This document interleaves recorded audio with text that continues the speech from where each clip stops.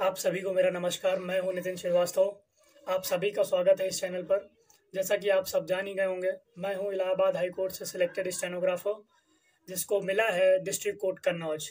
और सभी भाइयों बहनों को मैंने बताया था अपने वीडियो के माध्यम से कि कल यानी कि 3 मई को मेरा डीवी था, जो कि डिस्ट्रिक्ट कोर्ट कन्नौज में था।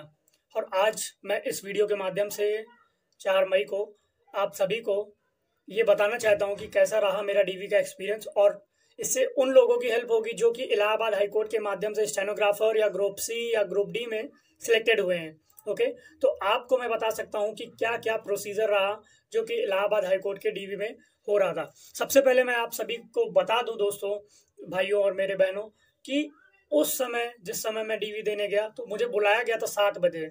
बट एक्चुअली में डीवी जो हुआ, जब सारे के सारे जो कैंडिडेट्स थे जो कि सिलेक्टेड स्टेनोग्राफर थे इस समय, हालांकि टोटल स्टेनोग्राफर जो कन्नौज डिस्ट्रिक्ट कोर्ट में है सिर्फ 8 ही थे। ओके, तो जब तक आखिरी बंदा भी नहीं आ गया तब तक हमारा डीवी स्टार्ट नहीं हुआ। यानी कि अगर इन शॉर्ट में बोलूं तो मुझे 7 बजे बुलाया गया था डीवी के लिए मॉर्निंग में, और मेरा डीवी स्टार्ट हुआ 9:30 AM से। ओके, और उसके बाद मैं आपको बता दूं मेरा डीवी का एक्सपीरियंस इतना इतना इतना अच्छा रहा कि मैं उसको एक्सप्लेन नहीं कर सकता। बस मैंने फील किया उन चीज़ों को, वहाँ के माहौल को। और सच में दोस्तों, मैं आप सभी को इतना बताना चाहता हूँ, आप डीवी देने जाएं, आप बिल्कुल भी मत घबराएं। वहाँ के जो जितने भी स्टाफ हैं या जितने भी जो भी मतलब डीवी लेने वाले जो भी हैं, अधिकारी हैं, जो भी ग्रुप सी के मेंबर्स हैं या कोई भी है, मुझे एक्चुअली में XYZ नहीं पता किस कोर्ट में कौन बैठेगा। बट वो सच में मेरे यहाँ जो थे वो बहुत पोलाइट थे। बहुत, एक मैम बैठी थी और एक मेल सर बैठे हुए थे। और उन लोगों ने मेरा डीवी, मेरा क्या, मेरे सभी 8 कैंडिडेट जो थे सिलेक्टेड स्टेनोग्राफर, उन सभी का स्टेनोग्राफर का डीवी जो हुआ वो बहुत अच्छे से उन्होंने लिया। और हम सभी का डीवी का एक्सपीरियंस बहुत अच्छा हुआ। और कल के ही दिन मेरा डीवी के बाद उन लोगों ने मेडिकल करा लिया था जिला अस्पताल में ले जाकर। हालांकि इन सबके प्रोसेस में होते होते मेरा को लगभग 5 बज गया था। तो आप सभी को मैं बताना चाहता हूँ, जिनका भी अब आने वाली डेट्स में डीवी है, तो आप लोग मॉर्निंग में अगर जा रहे हैं और वहाँ डीवी के लिए जा रहे हैं तो आप बिल्कुल सोच के मत जाइए, बिल्कुल इधर उधर से मत सोचिए या सुनिए कि कहीं पे कोई बोल दिया कि बस 2 घंटे में डीवी हो रहा, फिर घर भेज दे रहे हैं।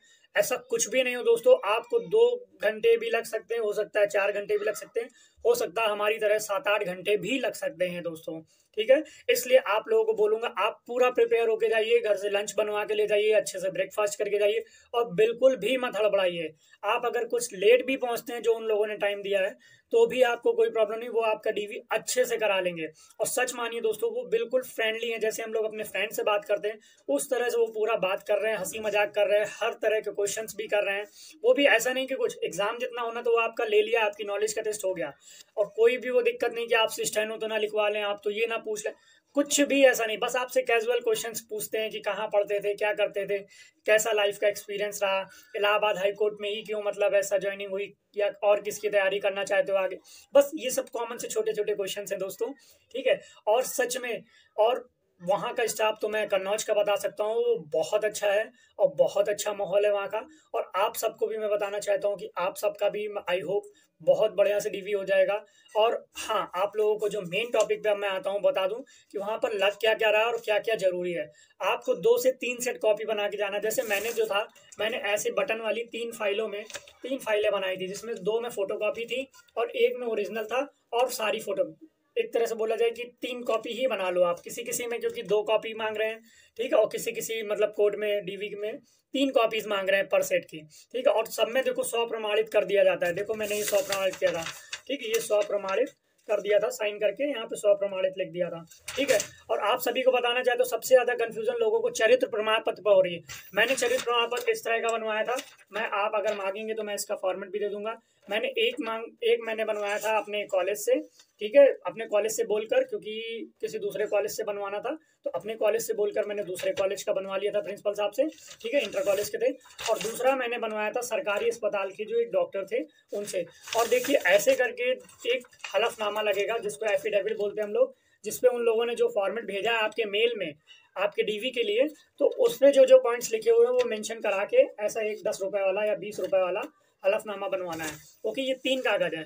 तो अब मैं आपको बता देता हूँ क्या क्या सीरियल से लगा रहे हैं। सबसे पहले वो आपको 10th की हाई स्कूल की यानी कि आपकी मार्कशीट मांग रहे हैं। अगर उसी पे आपका सर्टिफिकेट भी है तो बढ़िया है, क्योंकि 2010 वालों के बाद से सभी की मार्कशीट और सर्टिफिकेट दोनों एक ही आते हैं।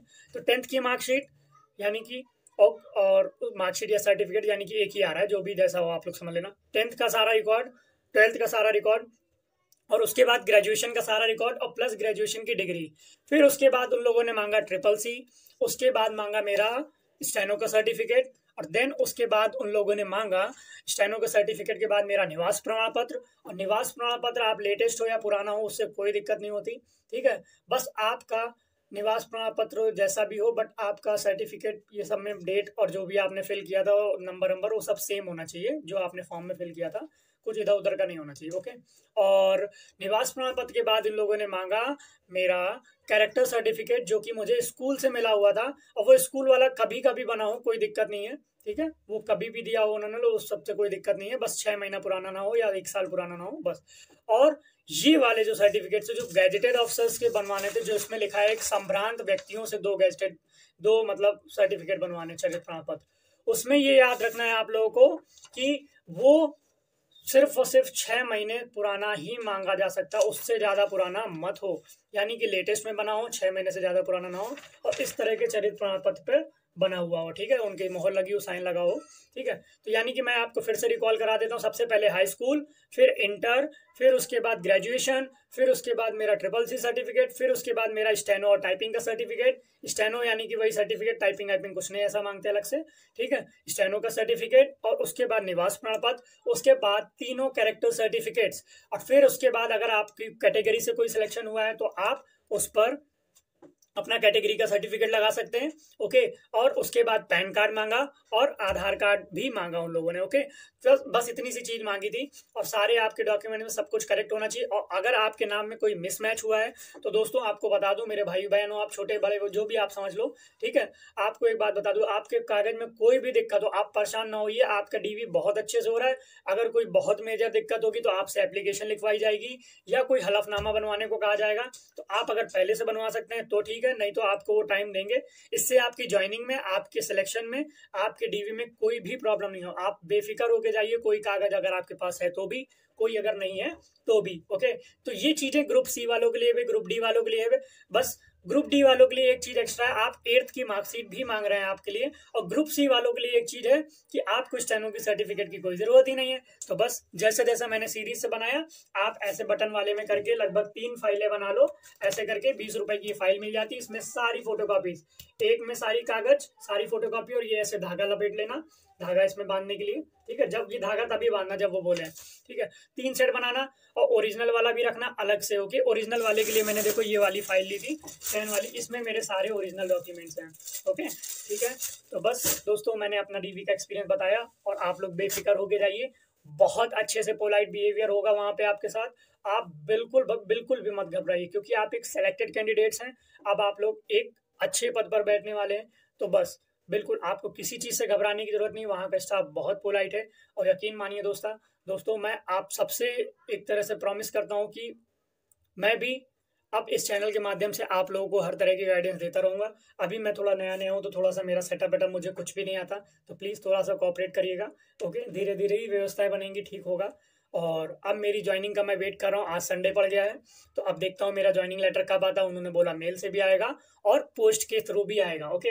तो फिर देखते हैं दोस्तों कब आता है, और जब भी मेरा ज्वाइनिंग लेटर आएगा हम आप लोगों को जरूर जरूर जरूर बताएंगे, वीडियो के माध्यम से और फोटोज डाल के, जो भी, ठीक है, कम्युनिटी में करके या टेलीग्राम में करके, जैसा भी होगा, ठीक है दोस्तों।